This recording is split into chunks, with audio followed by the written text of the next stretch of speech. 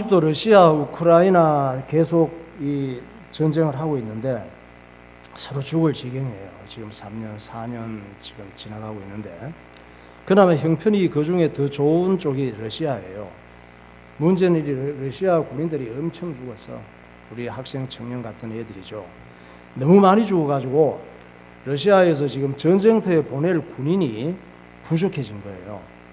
그래서 북한에다가 용병을 보내달라고 요청을 했죠. 북한에 용병을 요청하면은 여기서 다른 나라에 가서 싸워야 되잖아. 그러면 월급도 많이 줘야 되고 전쟁터에서 또 북한에서 간 군인들은 제일 위험한 지역에 보낸단 말이에요. 그러니까 총알바지로 죽게 되니까 전쟁터에서 죽을 경우 생명수당도 줘야 되는 거예요. 그런데 그 북한에서 강제로 징집돼서 러시아로 끌려간 군인들은 자기들이 지금 어디로 가는지도 모르고 전쟁터로 끌려간 거야. 얘기라도 해줘야지. 너희들 러시아 우크라이나 전쟁에 러시아 용병으로 지금 총알 바르지로 간다. 그러니까 죽을 각오해라. 이렇게 얘기를 미리 해줘야 되잖아. 그리고 월급과 생명수당은 김정은 정권이 탈취하는 거예요. 그래서 1차로 3,000명이 러시아의 총알바지로 끌려갔고 2차 이후로 수만 명이 파병될 예정이래요. 처음에는 10,000명이라고 했다가 10만 명까지도 보낼 수 있대. 왜? 북한이 어려우니까 군인들을 그렇게 팔아먹고 달러를 받아야 김정은이가 배부르게 지라도 잘 사니까. 그 위에 몇 프로의 사람들. 그러니까 우리 학생 청년들이 북한에 지금 살았다면 그 러시아 전쟁에 끌려갔을 수도 있어. 민규 제후 정도는 끌려가서 아마 사망 소식을 들을 수도 있어요. 소식도 못 들어 죽었는지도 모르니까. 이 기막힌 사실을 알게 된 군인들의 부모와 가족이 가만히 있겠어요? 부모는 알지. 특히 남의 나라 전쟁터에 팔려가서 자식이 총 맞고 전사한 소식을 들을 때 그 부모 심정이 어떻겠어요? 미치는 거지. 그러니까 파병 군인 가족들의 이 반발을 미리 차단하기 위해서 그 부모와 가족들을 북한에서 강제로 또 집단 이주를 시키는 거야. 그 사람들만 모아가지고 참 마귀 집단이지. 격리시킨 거예요. 그러니까 이 러시아로 파병 보낸 이 북한의 부모들은 자식은 총알바지로 보내고 보상을 한 개도 못 받고 자기들은 집단 격리 수용되니까 부모와 가족들도 이 죽은 목숨이에요. 이미. 그리고는 누구든지 김정은이가 나 건드리면 그냥 두지 않겠다고 협박용으로 핵미사일 기지를 시찰을 하고 공개를 했어요.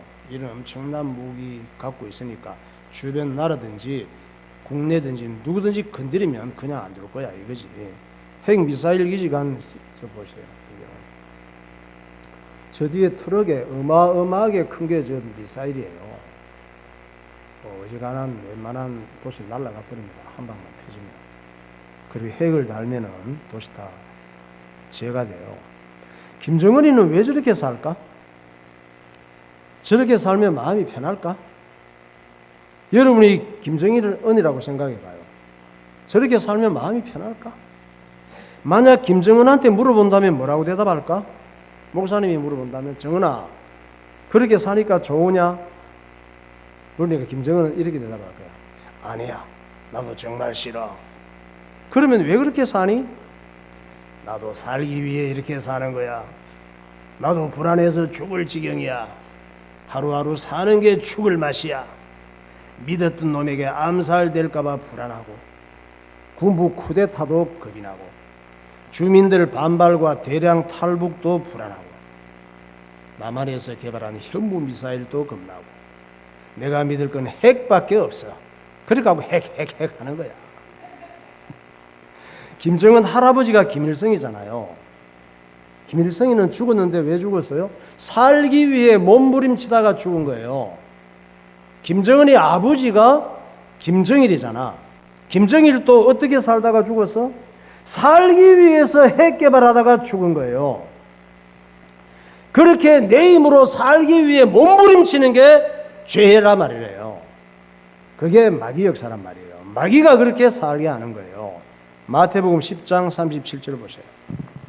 아버지나 어머니를 나보다 더 사랑하는 자는 내게 합당하지 아니하고 아들이나 딸을 나보다 더 사랑하는 자도 내게 합당하지 아니하며 또 자기 십자가를 지고 나를 따르지 않는 자도 내게 합당하지 아니하니라. 자기 목숨을 얻는 자는 잃을 것이요 나를 위하여 자기 목숨을 잃는 자는 얻으리라. 내가 살기 위해서 사랑하고 목숨 거는 거 하지 말라고 그러잖아요. 그게 죽는 길이니까. 지금 무슨 말씀이냐? 우리를 정말 살리시는 분은 예수님이라는 거예요.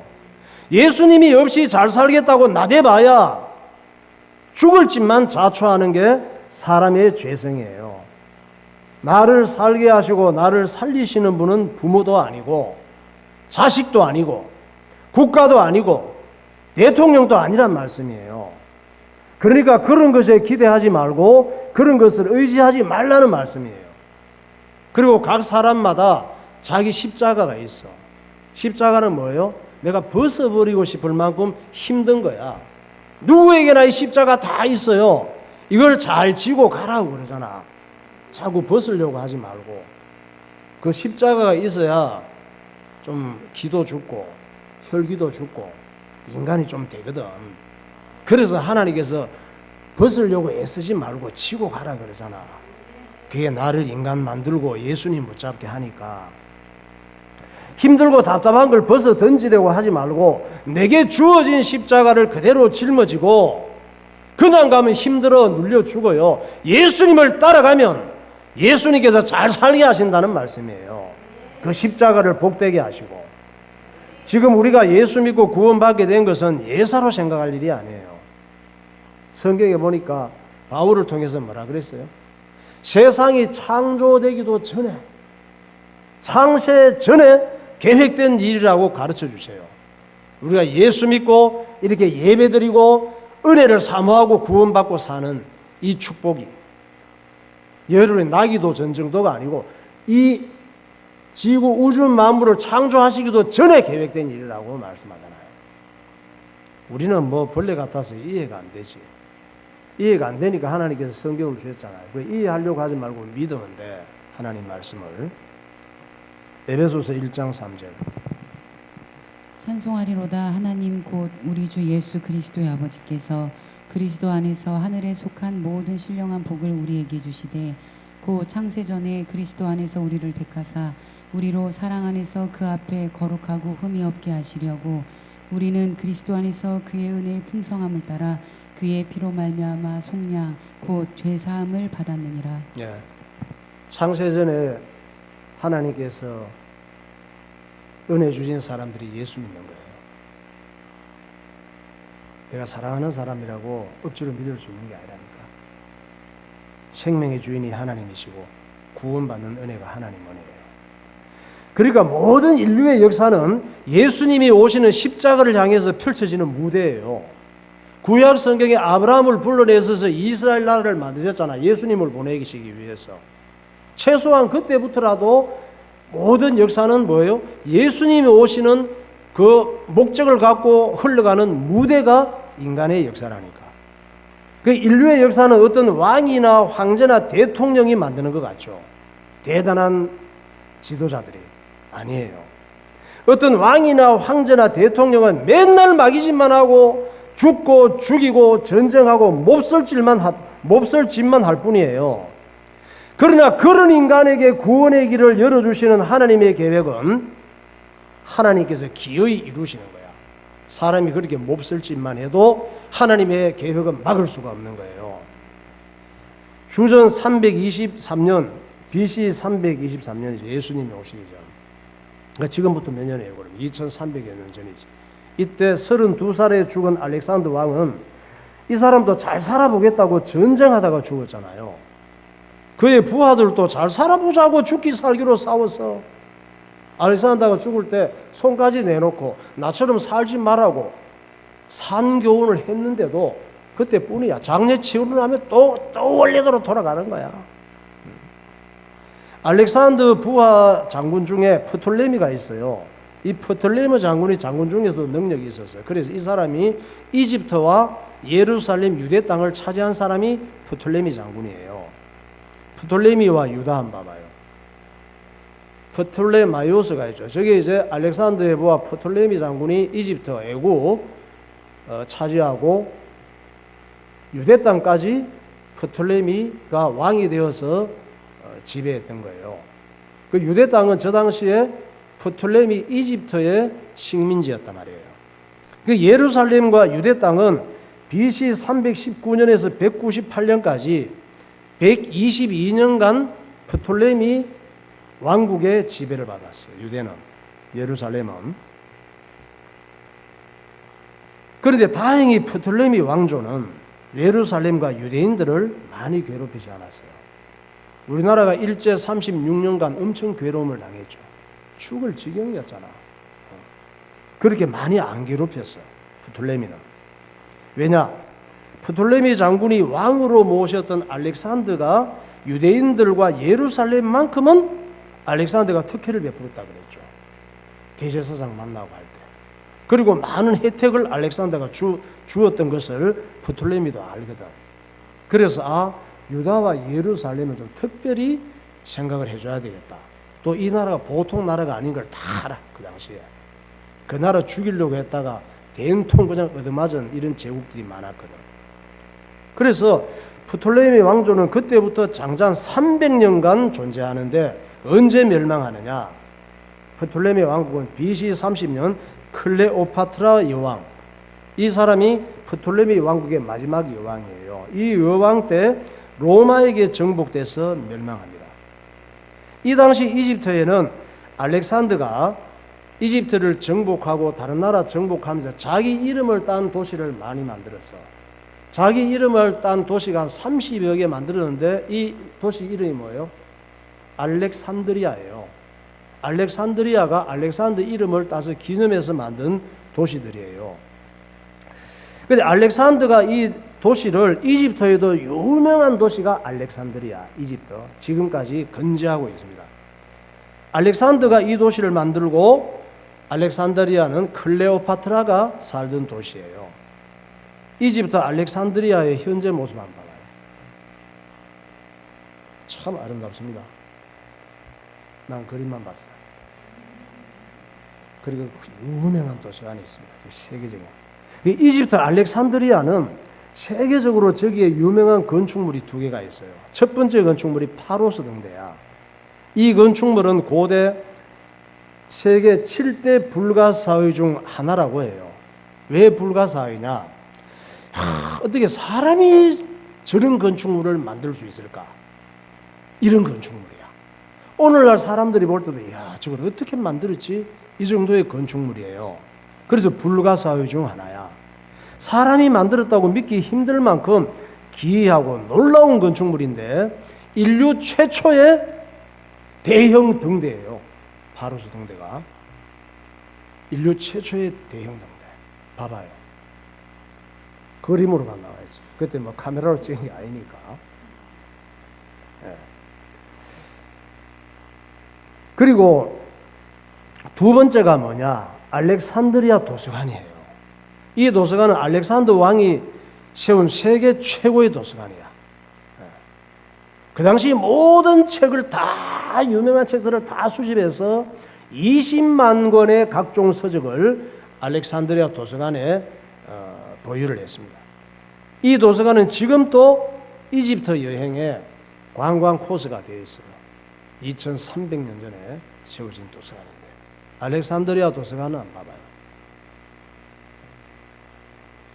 뭐 약간 그 외부는 그때와 비슷할 것이고 안에는 깨끗하게 했겠지. 인테리어를. 대단해요. 알렉산더가 죽은 다음에 그의 부하 장군 프톨레미가 이집트의 왕이 되어서 저 도서관을 더 발전시킨 거예요. 그래서 고대 시대의 모든 서적들을 다 수집해서 50만 권을 보유를 했습니다. 그래서 알렉산드리아, 이집트 알렉산드리아 도서관은 문명의 메카라고 있어요. 모든 문명의 서적들이 다 들어가 있습니다. 그 후에 첫 번째 왕인 프톨레미 1세가 이제 죽고 40년을 통치하다가 그 다음에 자기 아들에게 왕위를 물려줬는데 이 아들이 프톨레미 2세예요. 프톨레미 2세 때 가장 큰 업적이 뭐냐? 성경 번역이에요. 그때는 전 세계 공용어가 뭐예요? 헬라어예요. 지금은 좀 세계 공용어라 할 만한 것이 영어잖아. 그때는 헬라어가 지금 영어보다 훨씬 더 세계적인 언어였어요. 그 알렉산더가 정복해간 나라들을 봤죠. 우리 앞에서. 굉장하잖아. 그 나라 다 정복한 나라들이 헬라어를 쓰게 만들었거든. 모든 나라들에게 헬라어를 쓰게 했으니까 세계 공용어가 된 것이지. 알렉산더는 헬레니즘으로, 그리스 문화가 헬레니즘이에요. 헬레니즘으로 전 세계를 하나로 묶을 계획이었어. 결국 가장 중요한 헬라어로 성경이 번역되어서 그 당시 성경이 세계화되었던 거예요. 예수님 오시기 전 200년 전에 예수님이 준비하신 것이지.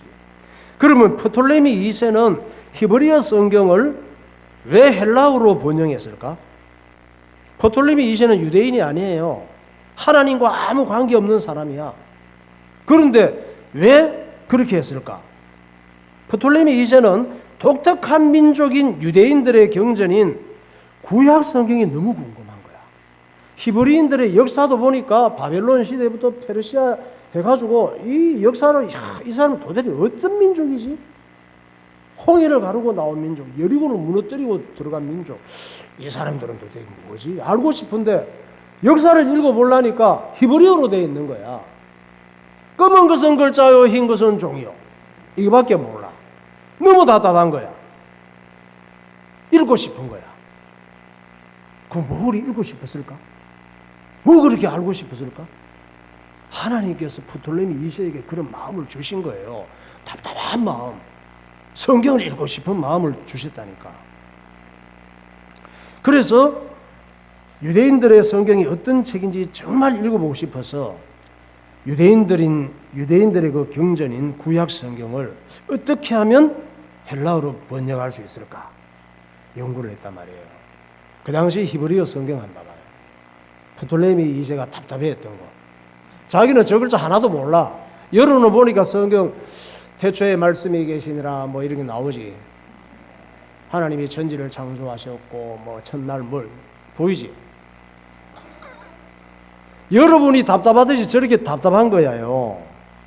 결국 프톨레미 2세가 유대 땅 예루살렘 성전의 대제사장, 그때 엘르아살인데 엘르아살에게 이집트 이 왕이 신하를 보내는 거예요. 신하를 보내서 요청을 합니다. 히브리어 성경을 헬라어로 제대로 번역할 만한 실력 있는 히브리어와 헬라어의 능통한 학자를 뽑아서 보내달라고 신하를 보낸 거예요. 부탁을 대제사장에게. 몇 입으로 보내면 하겠어 이 사람들이? 교수 우리 교회 와서 뭐 특강해달라 그러면 몇 입으로 오겠어?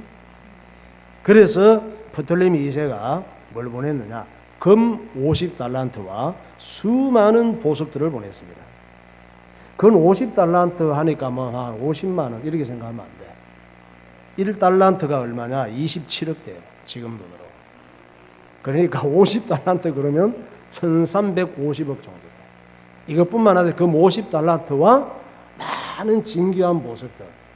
그때 뭐 이 프톨레미는 굉장한 부자였거든, 이집트. 그 어마어마한 알렉산더의 나라를 다 나누어 가지고 세금 한 사람당 100원만 더 내라 그래도 뭐 그 재산이 엄청나니까. 그래서 이걸 보내면서 정말 자기가 히브리어 성경을 헬라어로 제대로 번역해서 읽고 싶으니까 사람을 보내라고 했어. 이 부탁을 받고 대제사장 엘르아살이 고민이 되잖아요. 이야, 이 엄청난 이 돈들을 받고 이거 어떻게 사람을 누구를 뽑아서 보낼까? 또 이것도 잘 뽑아서 보내야 돼. 안 그러면 이스라엘 민족들에 돌 맞을 일이거든. 이 자식이 지 좋아하는 놈들만 보냈네 이러면 안 되잖아. 그래서 고민하고 기도하다가 이스라엘이 몇 지파예요? 12지파잖아. 12지파의 대표들을 다 불러서 12지파의 대표들을 다 불러서 지금 이집트 프톨레미 왕이 이런 요청을 해왔는데 우리가 이 학자들을 각 지파에서 그래도 우리가 의논해야 되지 않겠냐 얘기를 했더니 어떤 결론이 났느냐. 그럼 각 지파에서 6명씩 뽑읍시다. 공평하게 6명씩 뽑아서 72명을 뽑아서 이집트로 보냅시다. 이렇게 해서 각 지파에서 6명씩 히브리어와 헬라의 능통한 학자를 뽑은 거예요. 이렇게 해서 번역된 성경이 최초의 성경 번역인 70인역 성경 번역이라고 그래. 70인역 성경 한 말, 최초에. 지금은 저런 사진으로 나와 있지만 어쨌든 그 당시에 책 문화가 굉장히 발달했기 때문에 70인역 성경이 저 책으로 봐도 좋아요. 그러니까 70인역 성경은 성경이 번역된 다음에 전 세계 곳곳으로 흘러 들어갔습니다. 히브리 민족에 대해서 관심 있는 사람은 저 책을 사서 볼 수 있는 거야. 헬라어가 세계 공용화 되어 있으니까. 70인역 성경은 예수님께서 이 땅에 오시기 직전에 꼭 필요한 작업이었습니다.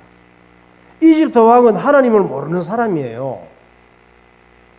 사람은 하나님과 관계없이 살아도 하나님과 관계없는 게 아니야. 나만 하나님과 관계없이 살고 저주받은 인생일 뿐이지 하나님과 관계없이 살아도 하나님을 떠날 수는 없어.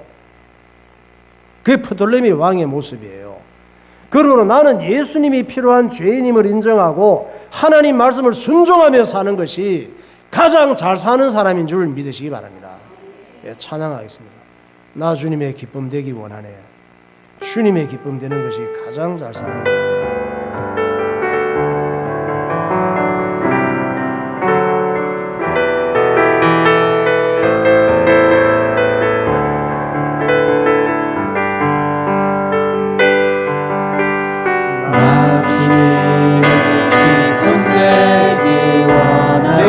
새롭게 하소서. 내 마음을 새롭게 하소서. 새 부대가 되게 하소서.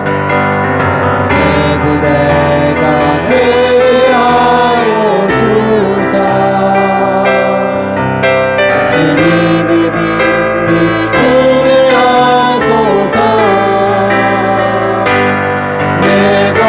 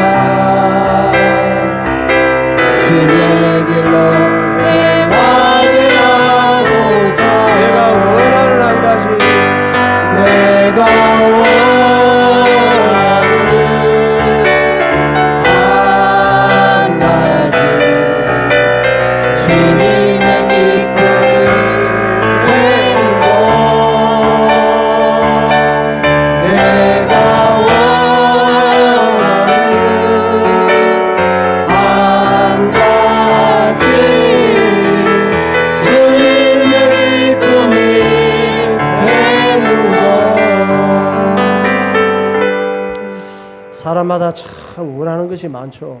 그런데 원하는 것들에 내가 원하는 대로 되는 건 아니에요. 그런데 원하는 것들이 된다고 해서 좋은 것도 아니에요. 그러니까 다른 거 원하는 거 다 잘 안 되더라도 한 가지는 노력해야 돼요. 주님의 기쁨이 되는 거.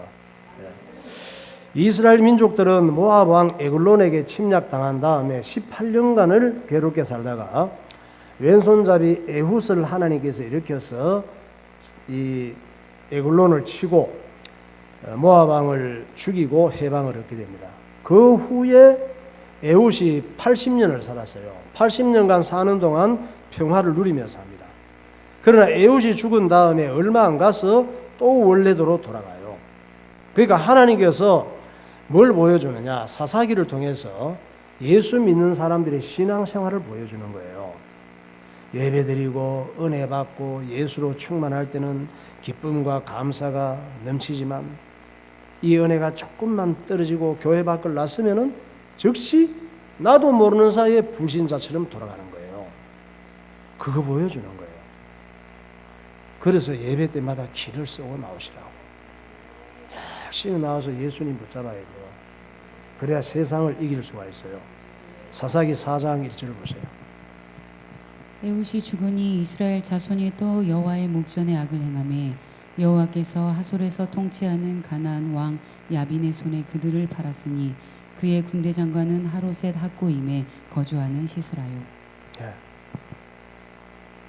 지금 민족을 칠 때는 전쟁으로 친다 그랬죠. 우리 개인을 하나님께서 참 사랑하시는데 자꾸 세상으로 가면은 하나님의 은혜가 있는 사람은 뭔가 자꾸 힘든 일이 생겨야 돼. 그래야 주님께 돌아오게 되거든. 사사기는 민족이 저렇게 타락을 하니까 전쟁으로 치게 하시는 거예요. 성경에 보면 뭐라고 그래요? 하나님께서 쳤다 그러잖아. 누구를 이렇게 해서 때렸다 그러잖아. 이렇게 해서 팔아버렸다 그러잖아. 사사기에서 보여주는 재밌는 패턴은 이스라엘 민족들이 지속적으로 같은 죄를 짓는 거예요. 그런데 하나님께서는 다양한 방법으로 그들을 구원하시고 다양한 사람 보내서 사용하셔요. 왜? 이스라엘 민족이니까. 다른 민족보다 이뻐서 그런 것이 아니고 예수님을 보내야 될 민족이니까.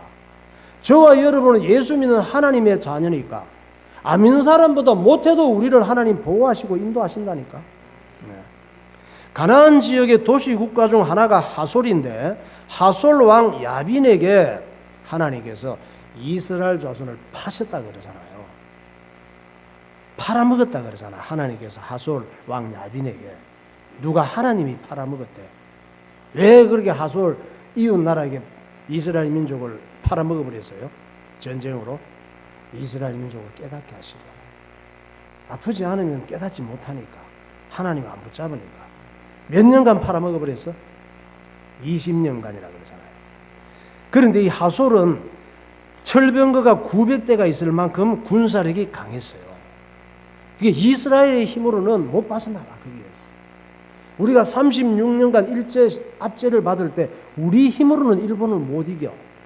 그 당시 일본은 세계를 먹으려고 했던 2차 대전에 굉장한 군사력을 가진 나라였기 때문에 철병거 900대가 있었다 이 얘기는 그 당시에 첨단 전차 900대가 있었다 이 말이에요.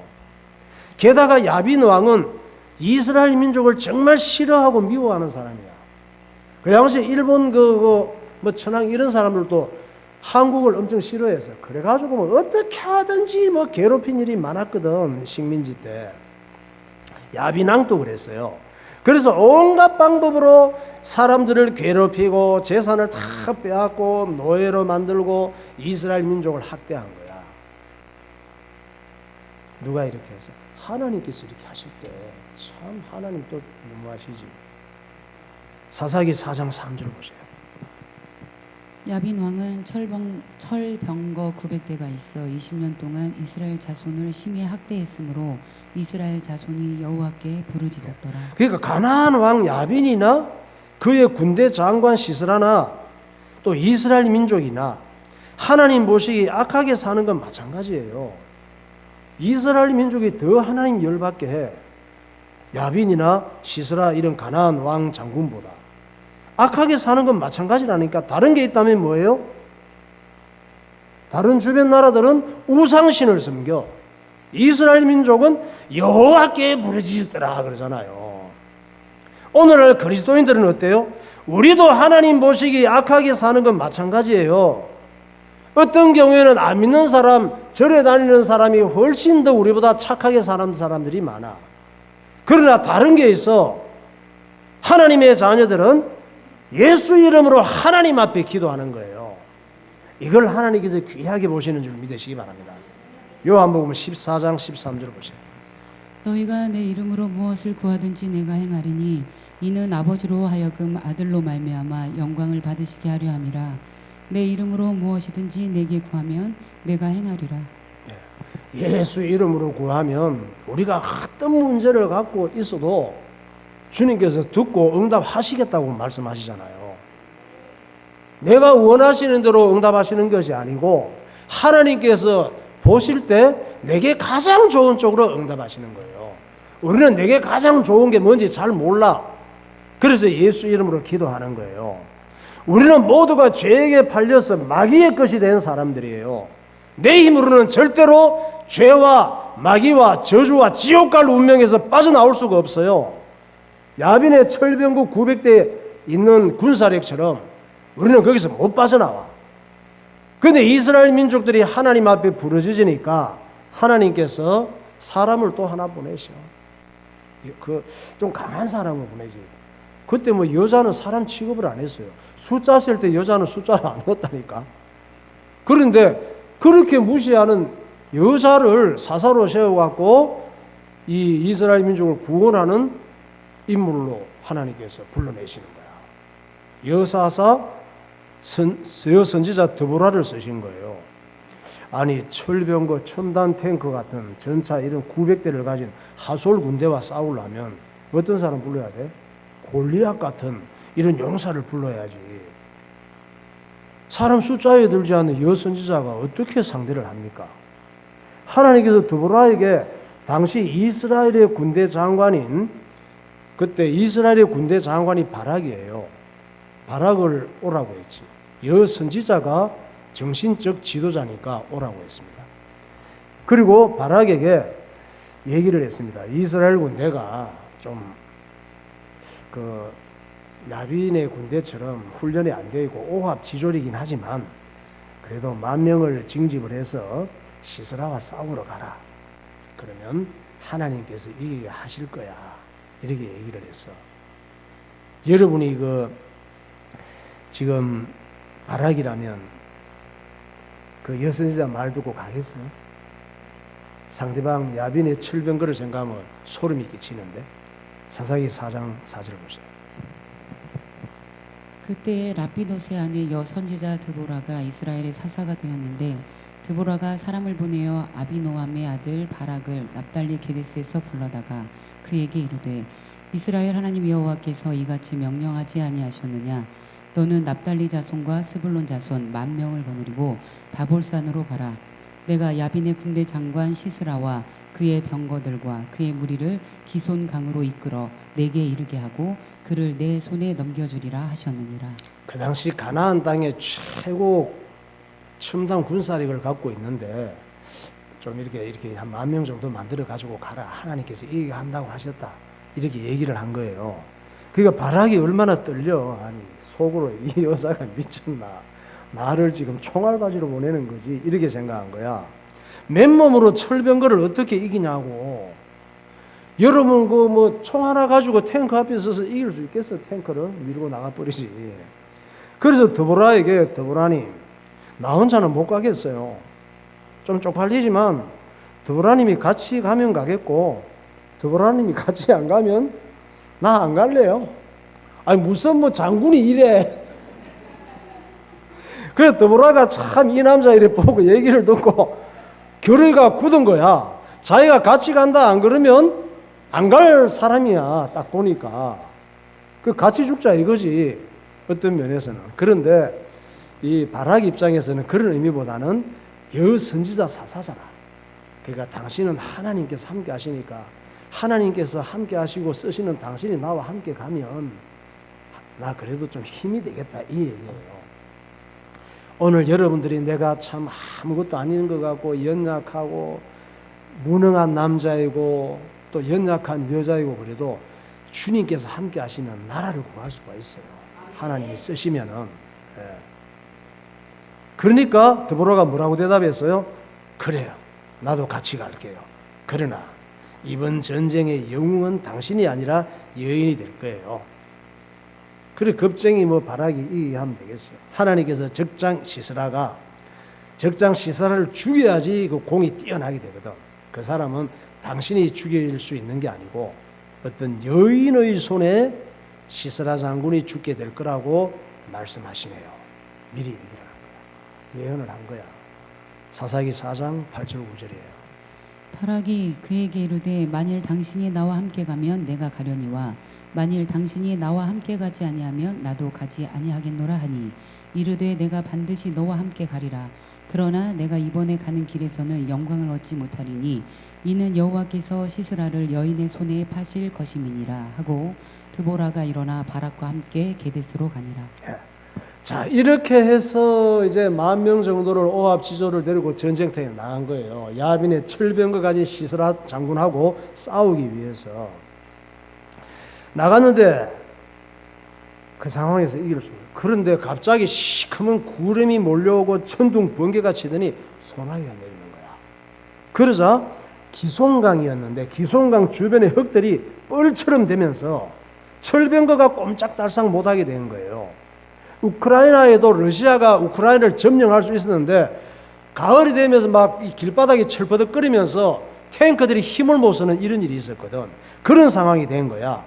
결국 시스라 군대가 얼마나 당황해. 갑자기 소나기가 오면서 길바닥이 이 모양이 되니까 전략이 그냥 뭐 쓸 수가 없는 거야. 그 당황하면서 도망가기 바빴어요. 그걸 어떻게 됐을까? 사사기 4장 12절. 아비노함의 아들 바락이 다볼산에 오른 것을 사람들이 시스라에게 알림해 시스라가 모든 병거 곧 철병거 900대와 자기와 함께 있는 모든 백성을 하로셋 학고임에서부터 기송강으로 모은지라. 바락이 그의 병거들과 군대를 추격하여 하로셋 학고임에 이르니 시스라의 온 군대가 다 칼에 엎드러졌고 한 사람도 남은 자가 없었더라. 네. 그 뒷장에 가면은 큰 비가 내린 게 나와요. 그리고 여기서 유일하게 살아남은 사람이 한 사람 있었어. 장군 시스라야. 하나님께서 드보라에게 미리 말씀하셨잖아. 장군 시스라는 어떤 여자의 손에 죽을 것이라고. 이 시스라가 도망을 가게 됐거든. 도망가다가 어디로 갔느냐? 자기들과 평화 조약이 맺어진 지역의 친구 집으로 피신한 거예요. 지인 집이지. 이 친구가 누구냐? 헤벨이야. 헤벨의 아내가 야엘이에요.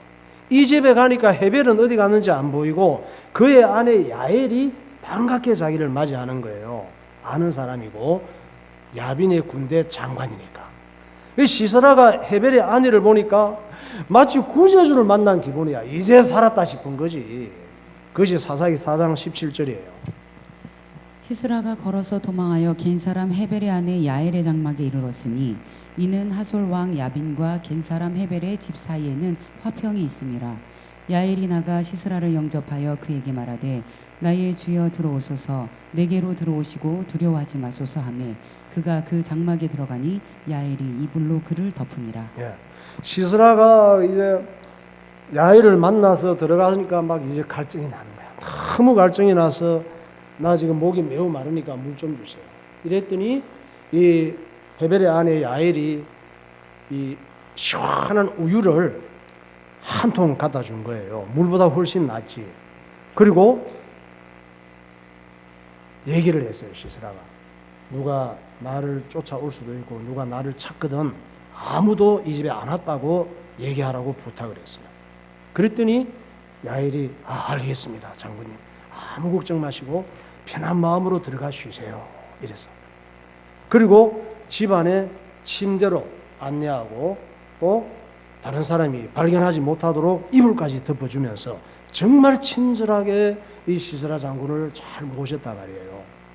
시스라 장군은 너무 좋았지. 이제 살았구나. 우리 가나안의 신께서 나를 이 집에 보내서 구원해 주시는구나. 오 발발발발 오 아시라 감사 땡큐 베리마치 막 이렇게 했단 말이에요. 그 순간 온몸의 긴장이 풀리면서 깊은 잠에 빠졌지. 사사기 4장 19절. 시스라가 그에게 말하되 청하노니 내게 물을 조금 마시게 하라. 내가 목이 마르다 하매 우유 부대를 열어 그에게 마시게 하고 그를 덮으니 그가 또 이르되 장막문에 섰다가 만일 사람이 와서 내게 묻기를 여기 어떤 사람이 있느냐 하거든 너는 없다 하라 하고. 근데 이게 웬일이에요? 헤벨의 아내 야엘이 갑자기 마녀로 변한 거야. 시스라가 깊이 잠든 걸 보고 갑자기 이거 죽여야겠다는 생각이 든 거예요. 그 순간 이미 자기의 몸은 자기 집안에 있던 그 철연장이 많았어요. 연장 창고로 가고 있는 거야. 연장 창고에서 쇠말뚝과 또 쇠방망이를 들고 시스라가 잠들어 있는 방으로 들어갔습니다. 들어갔더니 시스라는 그것도 모르고 믿고 시체처럼 골아떨어져 있는 거예요. 야엘은 시스라의 관자놀이에 쇠말독을 댔어. 관자놀이가 어디냐? 이 눈하고 요 기사 여기야. 목 들어간 데 있죠. 이렇게 누워 자고 있을 거 아니야. 여기다 쇠말독을 탁 견주었지. 견주고 한 방울에서 사정없이 내리친 거야. 시스라 죽은 거 봐요. 네. 저 야엘이 저렇게 생겼을 거예요. 저렇게 누워 있는데 저기다 대고 치는데 이게 이제 들어간 거야. 사실 야엘은 바락하고 드보라하고 아무 관계 없는 여자예요. 결국 이 전쟁은 여사사 드보라가 지휘를 하고 마지막은 누가? 헤벨의 아내 야엘이 야빈의 대장군 시스라를 처참하게 죽임으로 끝난 전쟁이란 말이에요. 사사기 4장 21절 보세요. 그가 깊이 잠드니 헤벨의 아내 야엘이 장막 말뚝을 가지고 손에 방망이를 들고 그에게로 가만히 가서 말뚝을 그의 관자놀이에 박음에 말뚝이 꿰뚫고 땅에 박히니 그가 기절하여 죽으니라. 바락이 시스라를 추격할 때에 야엘이 나가서 그를 맞아 그에게 이르되 오라 내가 찾는 그 사람을 내가 내게 보이리라 하매 바락이 그에게 들어가 보니 시스라가 엎드러져 죽었고 말뚝이 그의 관자놀이에 박혔더라. 관자놀이에 박았는데 땅에 박혀버린 거야. 얼마나 확 들어가 버렸는지. 이게 다 하나님이 하시는 일이에요. 네. 시스라는 당연히 전쟁에서 이길 줄 알았지만 졌어요. 또 살기 위해 전쟁하고 살기 위해 도망갔지만 처참한 죽음만 기다리고 있었어. 이런 미래가 기다리고 있는 줄 몰랐지 자기는. 이것이 예수님 없는 자의 인생이에요. 우리가 하나님 말씀 따라 살지 않으면 잘한다고 하는 것이 전부 죽을 짓만 자초하고 사는 거예요. 살고 죽는 걸 다 하나님께 맡기고 사는 그리스도인이 되시기를 예수의 이름으로 축원합니다. 기도하겠습니다. 개인이나 정권이나 자기가 살기 위해 수단 방법을 가리지 않습니다. 그러나 자기가 살기 위한 자기의 모든 방법은 죽음을 자초하는 것입니다. 인류의 역사는 어떤 왕이나 대통령이 만드는 것이 아닙니다. 인간은 누구나 항상 죽고 죽이고 마귀짓하고 몹쓸 짓만 할 뿐입니다. 하나님께서는 그런 인간들을 통해 구원의 약속을 성취해 가십니다. 알렉산더 왕과 그의 부하들은 스스로 신처럼 행세하며 살았지만 하나님께서는 그들도 구원의 도구로 사용하셨습니다. 이집트 알렉산드리아에서 번역된 70인역 성경은 하나님께서 하시는 일을 보여줍니다. 이스라엘 민족들은 예수님을 보내시기 위해 세우신 나라입니다. 그러나 그들은 계속 하나님 앞에 악을 행하고 타락합니다. 우리는 눈에 보이는 세상의 좋은 것들 때문에 언제나 하나님을 잊어버리고 타락하는 어리석은 존재들입니다. 그러므로 예배를 통하여 계속 하나님께로 돌아오는 신앙생활이 필요합니다.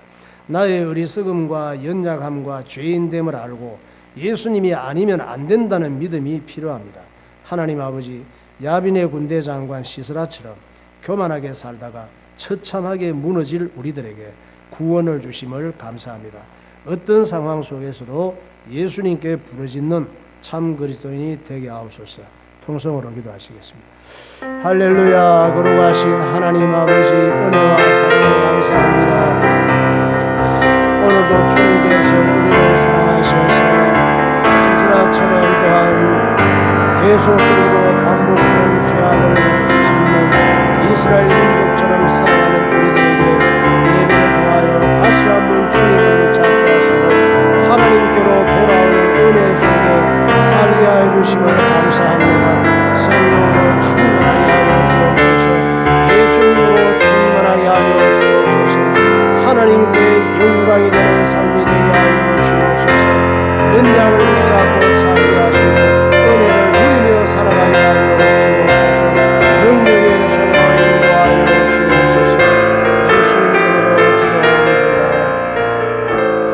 하나님 아버지, 순간순간 약해지고 넘어지고 나도 모르는 사이에 죽을 짓을 자초하며 하나님과 멀어져 살아가는 우리들에게 큰 은혜를 허락하시고 관자놀이의 시스라처럼 말뚝을 받고 마귀가 우리를 죽일 수밖에 없는 이런 환경 속에서 하나님께서 다시 한번 은혜 받는 길을 열어주시고 하나님께로 돌아오게 하시고 예수님 부르며 살아갈 수 있도록 인도하심을 감사합니다. 우리에게 성령의 지혜를 허락하시고 영적 싸움에 승리하는 하나님 자녀들 되게 하여 주옵소서. 예수 그리스도 이름으로 기도하옵나이다. 아멘.